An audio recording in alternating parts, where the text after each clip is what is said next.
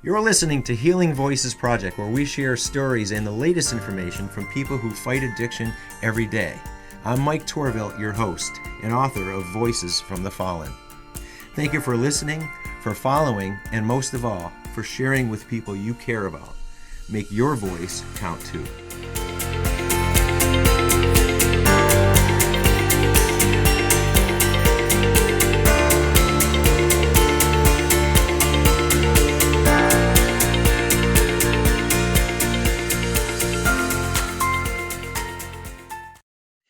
Hello, everybody. Thanks for joining us at Healing Voices Project. Today, we have a special guest, and I'm really excited to have our guest on today. Her name is Tenille Bentley, and she's all the way from Australia. And Tenille is an internationally award-winning business leader, one of Australia's leading authorities on well-being, emotional intelligence, leadership, and mental health, and also the director of an award-winning well-being Orchestra and Emotional Literacy Academy. Now you might be thinking, wow, that's a lot. And how's that going to work into the Healing Voices Project? Well, there's a lot to talk about here because in addition to all that I mentioned, Tenille is a speaker, educator, a sound therapist, as well as an author of two books called Digital Consciousness and Emotional Literacy for Kids, and the managing director and founder of the Emotional Literacy and Mindfulness Academy for Kids. You've got a lot, Tenille, that you squeezed into your life. You're a busy woman, aren't you? My response usually to that is I put it down to not having children. So my businesses are my children. Well, I'm glad you're here. Thanks for coming on. Thank you for having me. Well, you do have a dog, though, as I we spoke do. earlier. Yep, a little Yeah. fluffy child. Very cute, by the way, too. There's so much to talk about here because although I just getting to know you now, I feel like I've gotten to know you because I've watched some of your YouTube videos about sound therapy, and you've also are a co-creator of the documentary called "Does Sound Heal?" And at first, I'm like, well, that's interesting. But the more I looked at this, the more curious I got, and the more intrigued I got, honestly, about all that I learned from you. And you really have accomplished and groundbreaking therapy with sound. Uh, and so I'm very interested in hearing about this. But before we dive into that, can you tell us a little bit about your company, what you're doing, and just over an overview so people understand how things evolved for you too. Um, Mhm. so anyway, I've been blabbing. It's your turn. All Yeah, right. sure. Thank you so much. Yeah, so it's Yeah. been an interesting journey. I started my first business probably around the age of 8, and I had Wow. Yeah. declared to the household that I was going to be a businesswoman and I wasn't going to have any children. So my soul already knew my chosen path was already quite destined, Mhm. and so I proceeded to live that out, and so started my first company, probably like proper company, at about the age of 23, and have been doing that ever since. And the byproduct of all of that is really just for me, the overarching thing is of being of service. So the categories of things that I fall into, it's been quite an interesting, interesting journey. In that, my first Okay. company was I was working for a mining company, oil and gas, and then all of a sudden I thought to myself, well, I can do this business thing. I don't need to work in a day job. I'll go and create my own. And so I created 3 companies, and I don't recommend doing that while you're working full time because I did not get much sleep. And Oh, so you started 3 companies while you were working full time. You yeah, I didn't would just work at do this. night. Okay. Yeah, I'd do Wow. the night shift of building the companies, and then I'd go to my day job during the day and do my day job. So it was, yeah, not much sleep, and it prepped me quite well for what life was going to entail being an entrepreneur. And so I, throughout I'm now 46 or 45, I forget. I think I'm 45. My 45, yeah.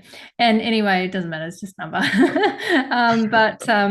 But yeah, I started in my early 20s, and throughout that whole career, I've built a number of companies, one of which was a fast growth scale tech company, a social media company, back when it wasn't a thing in Hmm. the world. It was very early adoption, and scaled that up to be a large social media agency. And then I kind of had I call it the come to Jesus moment. And it was a moment of, do I really want to be the one steering this ship, plugging everyone in? Whilst I love, the world of technology, I think it's having a balance with that, which is really what my book years ago that I wrote, Digital Consciousness, was about.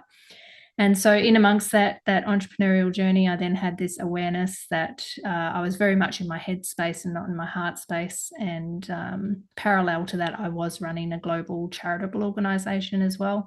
And so that charity was called the Global Good Foundation, and we touched the lives of about 40,000 children in 5 different countries. Oh. And that was really around helping them, which is quite appropriate for the podcast, helping them find their voice. um, Hmm. for children that have come from violent backgrounds and or abusive backgrounds. And so, there's that beautiful saying that your mess becomes your message. And that was sort of my initial part one of my gift to the world, of through my elixir that I created from my own life, and grew up in a very violent home. And so I took the learnings and the lessons from that and crafted it into trying to provide solutions for children that maybe are in the same position. And so we did a lot of children's camps. We did a lot of camps for families. And because my philosophy at the time was, it's not about a perpetrator and a victim. It's much deeper than that. There's a behavior. It's a learned behavior. So I had a very different approach to it. But then I reached another moment, and that was why I said it was part one, was because I realized that the more I talked about the issue, the more I was creating the issue. And so I needed to talk about the solution instead. And then that's where my current solution came about. And I was in a state of prayer or meditation, and asking for guidance on how do I create a more sustainable solution. And that's where Alma, the Emotional Literacy and Mindfulness Academy, was born. And that was really looking at what was the source of most behavior issues: is a lack of emotional awareness, social awareness, empathy, compassion, kindness. And so I set about now, and it's been 9 years, and we've graduated thousands of children around the world and trained thousands of teachers, and also now in the corporate market, training thousands of adults as well. And as a result, giving them the tools to be able to cope with mental health and well-being, and to be able to cope with what life throws at you by being emotionally intelligent. So Are you still Are you still running it?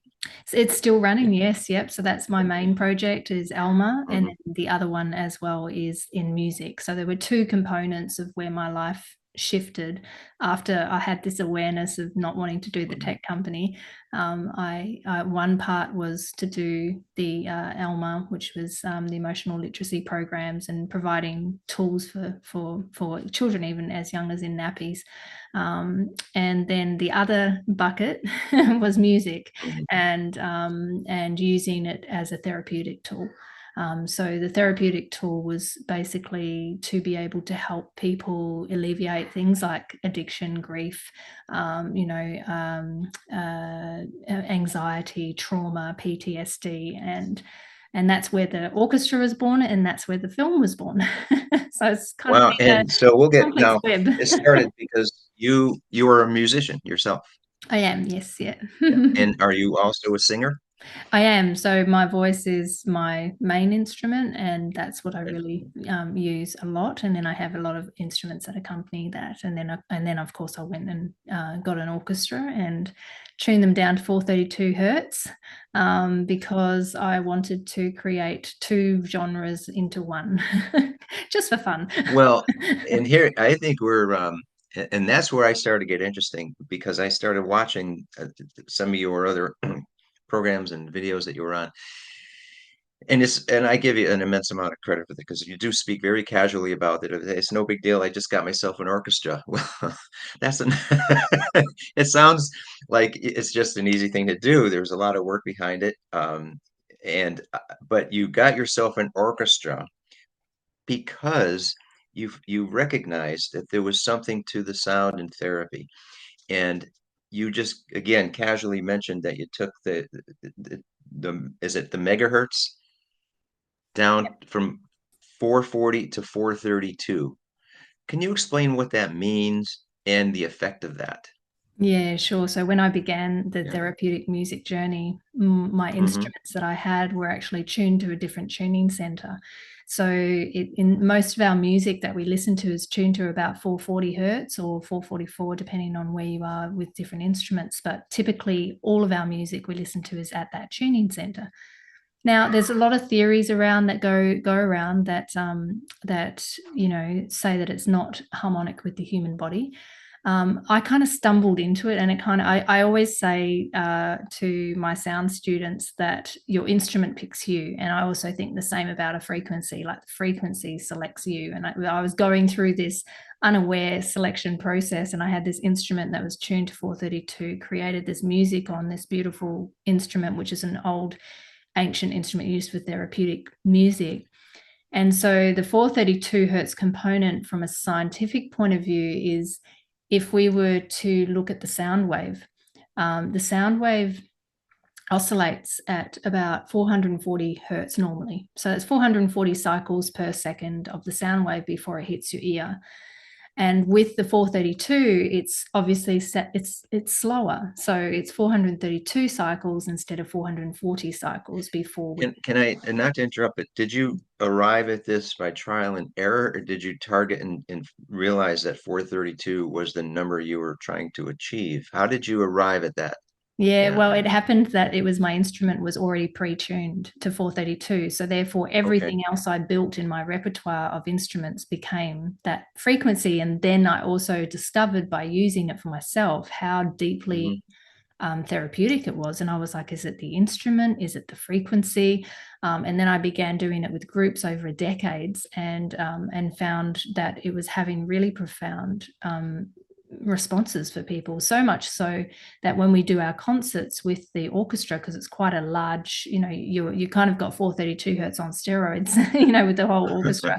And we have to have mental health practitioners and practitioners on site at the concerts because people have such unexpected responses to the therapeutic quality of the sound. And so that's really what we're beginning to research. I'm working on a research project to sort of really identify what is the component within that frequency that is really powerful. There's lots of theories, and there's been a few studies around that have shown, it is the mathematical equation of the Earth. If you look at, frequencies of the Earth, and also you've got the solfeggio frequencies that we typically use for Gregorian chants. So it has a mystical quality to it, but I've seen deeply over more than a decade the therapeutic qualities that it's actually had, and for myself personally, the healing that it gave to me. I never profess to say that it heals, but I have seen a lot of incredible responses to it over the years. What type of responses and from what, in other words, is it anxiety, depression, aches or pains? What kind of responses have you experienced or have others experienced? Yeah, so we've got psychotherapists in the UK that are using our work for their patients in a clinical setting. Hmm. And so these are for patients who are trauma patients and PTSD. And they said that it's had the highest cut through of any therapeutic tool that they've used. The ability for it to be able to work in the way that it does, and 100% uptake with their clients, which never really happens.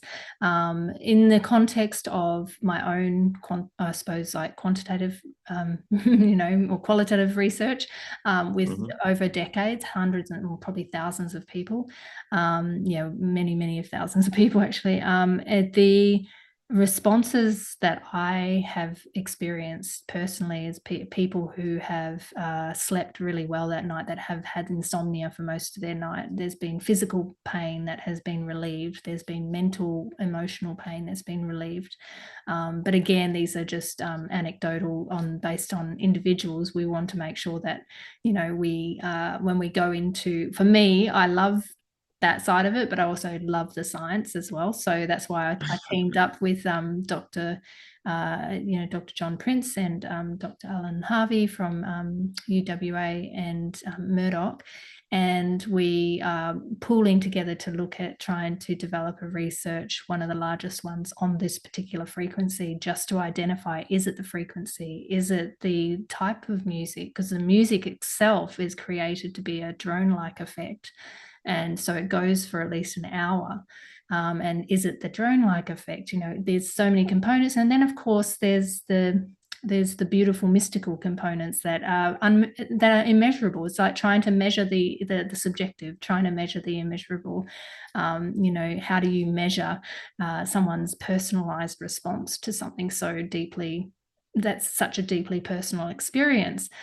So there's, it's quite a complex web, but what I do know, and that's what Created Does Sound Heal, is that it does open up a Pandora's box of, just the incredible therapeutic qualities of sound and how we can utilize aspects of that to instead of using it as entertainment purposes, we can start to look at it as a therapeutic tool. I looked, I couldn't find anyone else who's doing this. Are you the only one that's doing this No, that there's a you are lot of aware of? no, I mean, there's a lot of people who are doing who work in using frequency as music. Doing specifically what I'm doing with an orchestra and with the research, I don't think there is. I think there was maybe one orchestra in Europe somewhere that might be doing something, but that was the only one I could find. mhm. So yeah, not sure. Well, it's so interesting because I think I had so many questions about this because I think we've talked on our program about different therapeutic methods, alternative methods, and ways that people, because often we tried everything and nothing worked. But have you tried, for example, EMDR therapy? Have you tried hypnosis? No, no, no. Well, then you haven't tried everything. And Yes, so, right. what about sound therapy? And can that work for somebody who's might feel exhausted by everything else that hasn't worked? And if they were interested, again, how would somebody say, okay, well, geez, I'd love to try that because I have, like you mentioned, insomnia, because I have trauma, PTSD, addiction, grief, these things that I've tried so many therapeutic methods and nothing seems to work. If somebody was interested, how would they be able to try and see if this works for them? Yeah, well, Um, the first step would be, I have a number of tracks that are, available freely on all streaming mhm, platforms. But specifically on my YouTube channel, there's a 60-minute concert of the orchestra, and mhm. it was a 15-time award-winning production that we got for that particular film, and now we've made it freely Well, available to people. People are using okay. that 60-minute experience as a therapeutic experience, and they'll play it on good speakers or earphones, and they'll lie down and they'll do it. So there's a lot you can do from home. I've got a lot of guided frequency meditations, or some of the other music. I actually have one specific for grief that I wrote as well, that people are using at funerals. So and it just has a different layer of therapeutic. People just respond differently to it. That's what I noticed, and that's what created the curiosity for me in the early stages. I was watching all these people and I'm just like, wow, okay, this is doing something. So Mhm, mhm. yeah. Wow, that's so interesting. Now, again, this is I don't mean to ask silly questions, but if somebody were to say, "I'd like to listen to that," would you recommend? this is going to seem obvious, but I still have to ask, would you recommend lying down, putting earphones on to listen to it versus playing it on your phone while you're doing the dishes and listen to your kids in the other room? In other words, when there's distractions around, is it that effective? Well, the beautiful thing about this is because I also have ones for children, is that it does Okay. do the work in the background, even if you just Okay. want to have it playing in the background. A lot of people will just Yeah. play it in the background. But if you want to Okay. go a bit deeper, then yes, lie down, earphones, be intentional. The more, when you do that, you do get a better response. But Hmm. it is also, we've found it to be quite therapeutic for people just having it playing in the car, playing in the background, playing in the background while they're working. So it's having all these great responses for people. So yeah. Yeah, because you're certainly, if it's more intentional, you're going to get the effect. It's going to go a little deeper and be more effective. And I'm thinking about people with insomnia. Perhaps they just listen to it as they fall asleep, and that might help that way. And I didn't mention yet, but your website, the best place for people to find you is TenilleBentley.com, Yeah, that's right? right. Yeah. Yeah. Okay, and that's Tenille Bentley Bentley.com. And your YouTube channel, is it just go through Tenille Bentley, or is there another name for your YouTube channel? Yeah, if you go to the website, the links should all be, all my social media links will be at the bottom of the page. So you'll be able to go through to all the, any of the music, any of the YouTube. So yeah, So start at that's TenilleBentley.com, it. it'll Yeah, get you. that'll take you down the rabbit hole. All right. Now, is there anything, because you mentioned addiction early on, and we focus a lot on addiction, but not only, because we talk about mental health, we talk about grief, all the fun stuff, right? But the ways to help people through that. How can sound therapy help people going through addiction? Yeah, it's so the thing with sound is I always find that it it has its own way of working on you. So it will give to you the very thing that you need.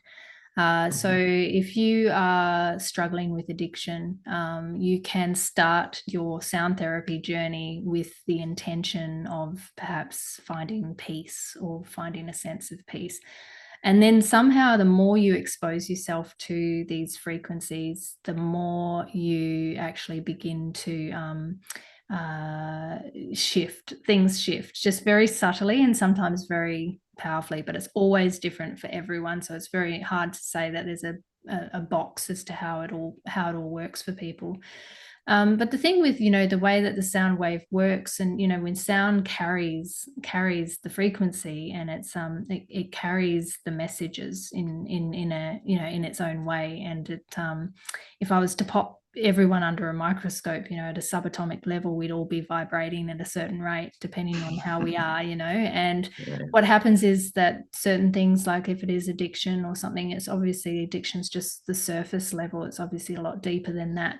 So in some ways, I've seen it work for people that it just sort of cuts through, and it just gives them that sense of peace, and then they get some aha come out of it. It Mhm. just has a really, yeah, it has its own way of working.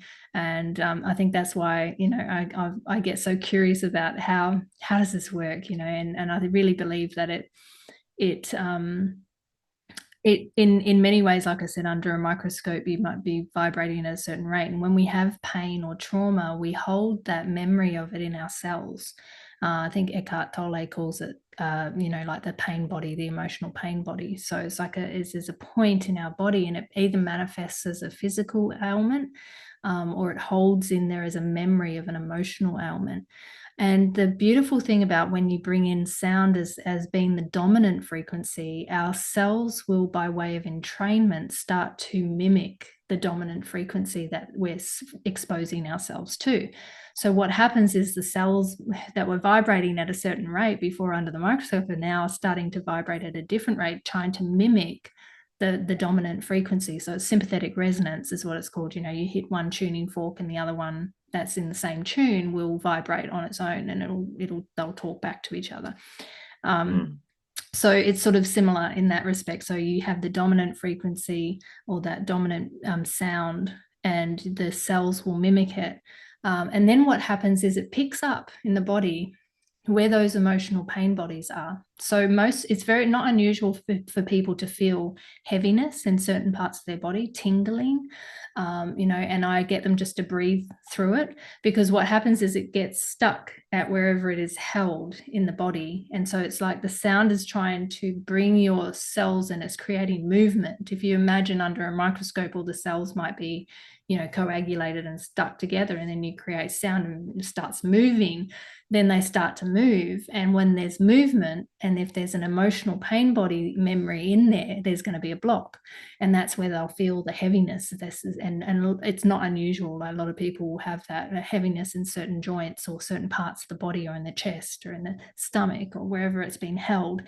And as you breathe through that, and the more you expose yourself to it, like repetition is key, the more you expose yourself to it, the more it starts to move through the body, and it starts to flow a bit freer. So It starts to release, right? Yeah. exactly. Okay. And so you would recommend, if somebody's going to try this again, there's nothing to lose here. In other words, there's No. no negative side effects to this, No. obviously. Um, so you've got nothing to lose by trying something new that may work, and there's only an upside. Um, and so, but it would take regular um, sessions, if you will. Times don't. It's not a one and done. Um, you keep you do this as frequently as necessary. And I would say give it a chance. But if somebody says, "Well, okay, we'll give it a chance," but where do I find the actual one is on your YouTube channel. Where else? I mean, is there a certain um, place that, because let's say there's just variations, because it's like hearing the same song over and over. Is there various music that people could go to as an ongoing variation? Is Yeah. that on your YouTube channel as well? Yeah, so on Spotify or iTunes, I've got a myriad of different albums that they can use. But if they're sick of my Mhm. voice, or they're sick of my music, which is fine, you've got to have variety. There's Yeah. plenty more out there. So it's just a case of plugging in, Mhm. you can plug in the frequency, you can plug in what you're looking for. But there's another person who's a wonderful he produces an album a month, and his name's Ian Morris from Listening to Smile, and he does a lot of this work, deeply therapeutic frequency work, and he produces frequency based albums every month as well. So if you get tired of what I've got there, which happens, yeah, hop over to Ian and have a look at his stuff as well. It's incredible. That's Ian Morris from Listening to Smile. Yeah, listening to Okay. smile.com, I think it is. By the way, what instruments do you play? Oh, okay. So there's the Shruti box, which is my main instrument. So that's like it used to be used for Indian classical music to tune an orchestra. It's quite a harmonic kind of sound. A myriad of different flutes, triple drone, double drone, and then some bamboo style flutes. Then I've got the crystal bowls as a kind of standard one, and then I've also got a hammered dulcimer, which is um, it's like where the piano began before it became a piano. And then lots of different other instruments. So probably in total, somewhere between 15 odd instruments. I've got an ngoni, which I've got over here, which is I a can see the piano behind you. Yeah. yeah, and the piano as well is another one. But that's Oh, a wow. African harp. It's an ngoni. So yeah, and that's tuned 432. So that's a beautiful 10-string instrument. Um, so yes, lots of different, and the Wow. list keeps growing. So, well, there's so much that you have happening in the um, Academy for Kids. It's the it's ELMA, Emotional Literacy Mindfulness Academy for Kids. Is that a separate entity? Is it all part of the same thing? No, it's separate. So Yeah. Alma Education, we've changed to Alma Education because we now service children and teachers and adults and teenagers now. So it's a whole it's a whole myriad. But there is sound therapy in amongst all of that. So I do infuse, like we've got children in probably in about 40 different early childhood centres that play the frequency music that we've got Mhm. specifically for them. And they've all said across the board that the cot rooms where the little babies sleep are calmer and they sleep deeper than what they ever have before. So we know that the music's doing something. A lot of parents would love that. Uh, I'm sure. Um, and even adults would love that. I mean, that's crazy. Now, you've also worked with your work. I mean, it's getting very well known in the UK, in Australia, and I think it's getting to be known in the US, more so as well.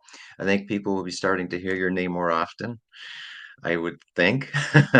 Um, but you've also worked with some people that some well-known people, and you worked with Oprah, Richard Branson, Deepak Chopra, and a few others. How did Yeah. that come to be? Well, that was, I wouldn't say that I've worked with them, but I've met them and spent some, private one-on-one time with them, which has been really special. Hmm. So yeah, so Oprah was an interesting one in that that came about because I was on a plane heading back from a board meeting because I was also in sitting on a board at this point, and I looked across the way and there was this sort of probably about 20, early mid 20s young man, and he looked like he was in a lot of pain.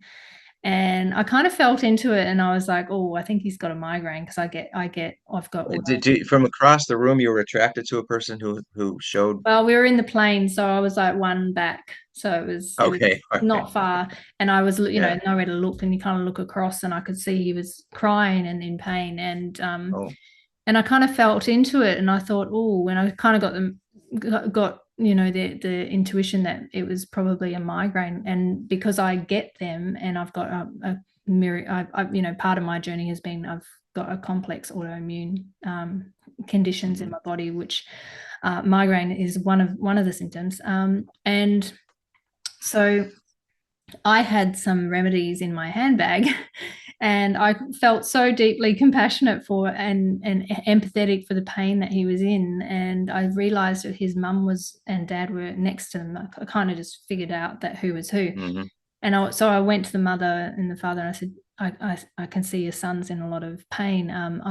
Is it migraine? And they said, yeah. And I said, oh, I've got some remedies. Do you want me? I'm more than happy to, provide them and see if we can help.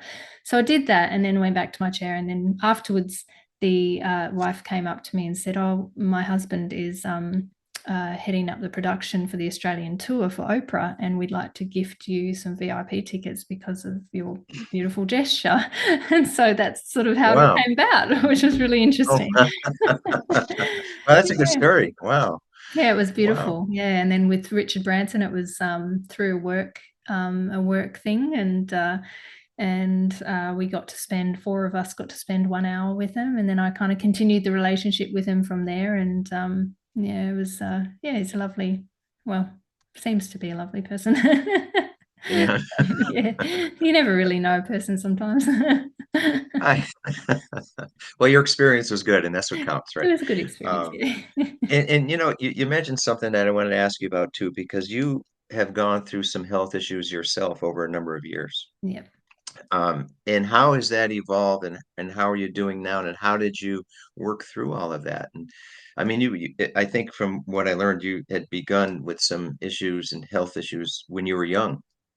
Yeah, I've kind Yeah. of had a compromised immune system probably from I would say right from the womb actually. So Mhm. it's been it's sort of been on the back foot a lot of the time, and so I'm still undoing a lot of that. But by the time I hit 16, it kind of came to a precipice, and it was like everything just imploded within my body, and I was in and out of hospitals and with a mystery virus that no one could figure out what it was, and many times I nearly lost my life. I've died twice, and Wait, you died twice and got brought back? yeah, yeah, yeah. Wow. So Wow. I've been to the other side, and yeah, it's incredible. Wow. But yeah, it was, there was a bit. It was a big journey in that sense of integrating back to, my connection to God and my service, because really God's source, whatever you want to call it, Hmm.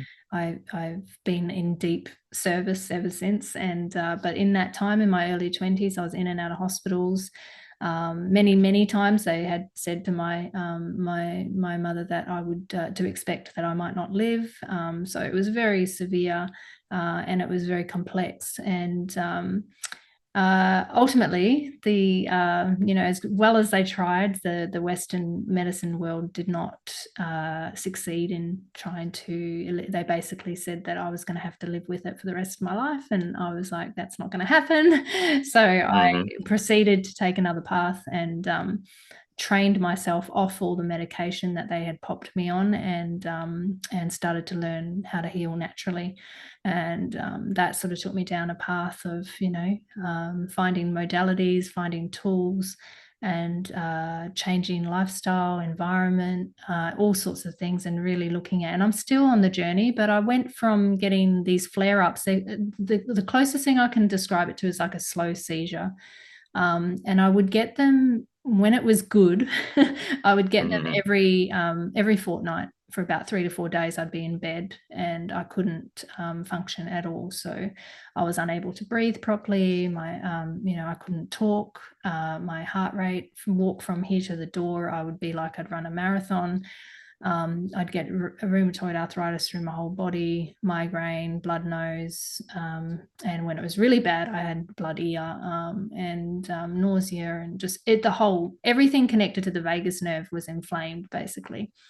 So you were completely disabled by this for days at a time. Yeah, I could not Wow. could not function for days. And so I went from every fortnight, and to me that was, oh, okay, if this is my lot in life, then that's it. So I kind of just surrendered that was just going to happen every fortnight. So I still tried to build everything I built with all of this happening. And then I proceeded to, now I'm at the point with a lot of, I call it kind of biohacking. I've really gone down a rabbit hole to try and find other modalities of things that can help me. And I have got it down to, probably I would have every fortnight. So, in a year, maybe 20, 24, 25 episodes. And in last year, I probably only had about 5 or 6, Wow. which That's a dramatic decrease. Yeah. in itself is a miracle for me. I was happy just to go with one a month. If I got one a month, that was good, but yeah, it's gone Mhm. down even more, which I'm just, yeah, I've To still to got a what way do to you go, but yeah. what do you attribute the change to mostly? Mm, well, see, it's kind of like I always say with people's health journeys, um, it's like a complex little recipe, and you've got to find, it's so different for everyone, and you've got to use your intuition, and you've got to find the things that work for you. The biggest components of things that really helped me was, one, obviously sound. Sound therapy Hmm. was a Yeah. big one for me. But the Okay. biggest, most noticeable one was the hydrogen therapy, molecular hydrogen therapy. So that was through the hydrogen water, which they call liquid light, and Liquid light. Yeah. and Okay. that I saw an instant shift.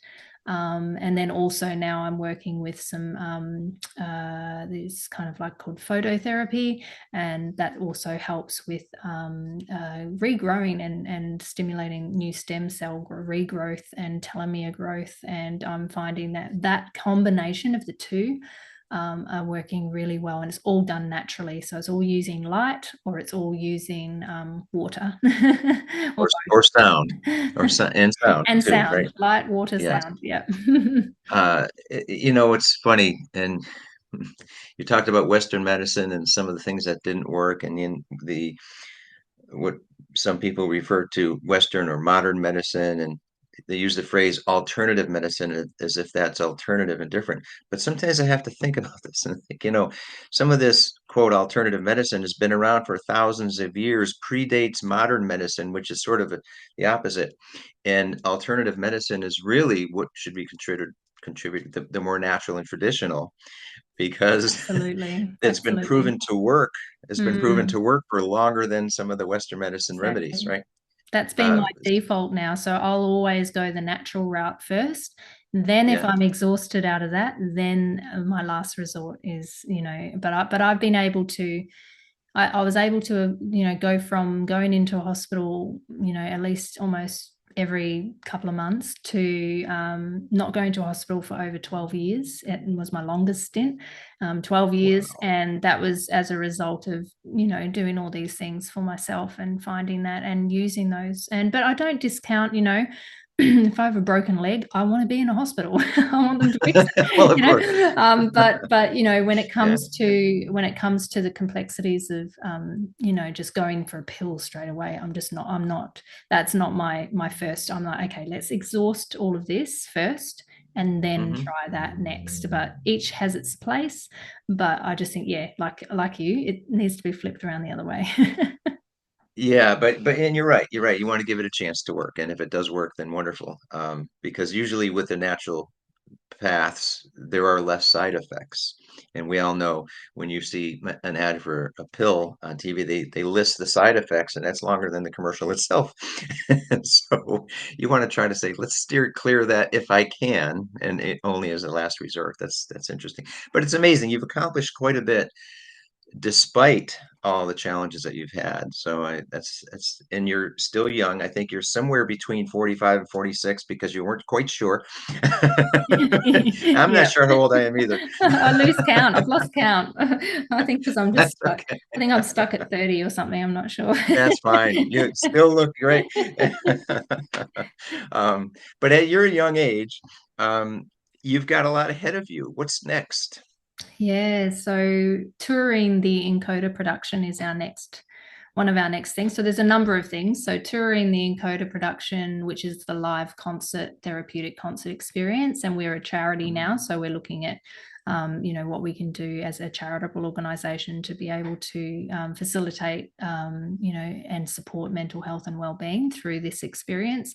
And then, of course, with the film, with Does Sound Heal, we're screening in the US now, so that's our focus. So we're always looking for people who, want to potentially host a screening in their local community at an independent cinema, because we've done a few already over there, and we're just getting the film out there to sort of create a little bit of interest. So that's sort of the next phase for that element of Hmm. it.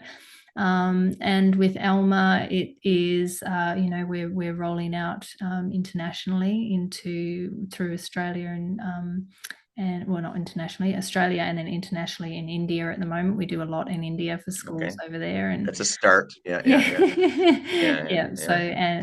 and so that's really sort of the next phase for us. So yeah, it's all Great. systems go. And there are or can be private screenings of Does Sound Heal. But for Mm. now, on YouTube, there is a trailer. And to find out more, they can, again, on your website, tenillebentley.com, they can learn Yeah. more about that Yeah, if they production. want And if they want to learn specifically about the film, they can go to doessoundheal.com. That's also another okay, tangent for them to go straight to.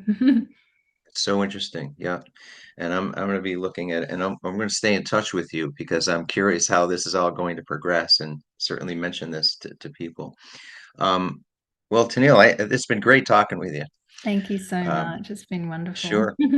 Uh, and we will um, continue to talk because there's a lot that I didn't. I got to tell you that when I started learning about what you're doing, I was watching the videos. I said, "Oh my gosh, I think I could have you on for a couple hours."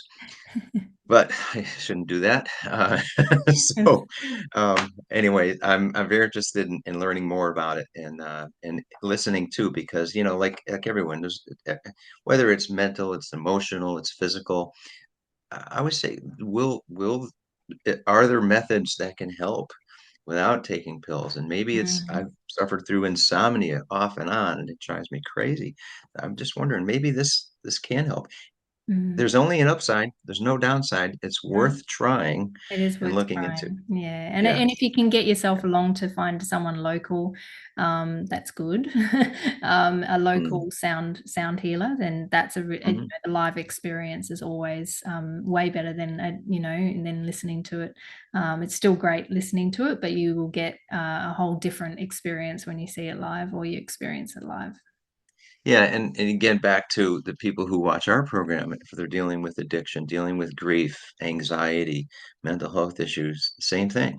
Um, why not give it a try? And there's only an upside. So That's right. yeah, so I'd highly recommend it. So Tennille, it's been great. Again, I could talk to you for hours, but we have to go.